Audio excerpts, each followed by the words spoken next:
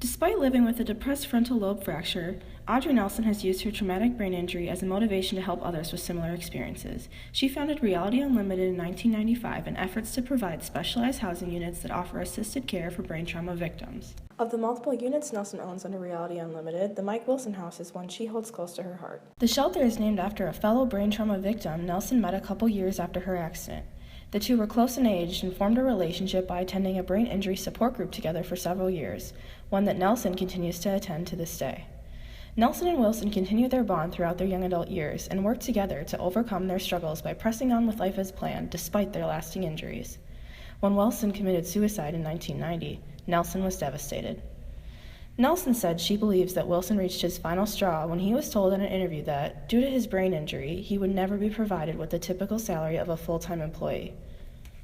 And this was a guy who drove there in a Mustang and walked in and talked, and so he had obviously some skills, but yet was told that he wouldn't be able to work for more than 90 cents an hour, and he was very depressed about that.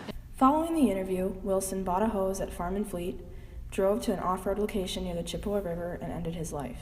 His body was discovered the next day by a jogger. Wilson's death put the mental toll of a brain injury in perspective for Nelson.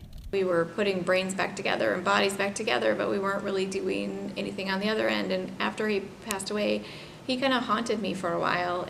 After her friend's death, Nelson says she was motivated to provide a safe place for brain trauma victims so that they would never have to reach the breaking point that Wilson had.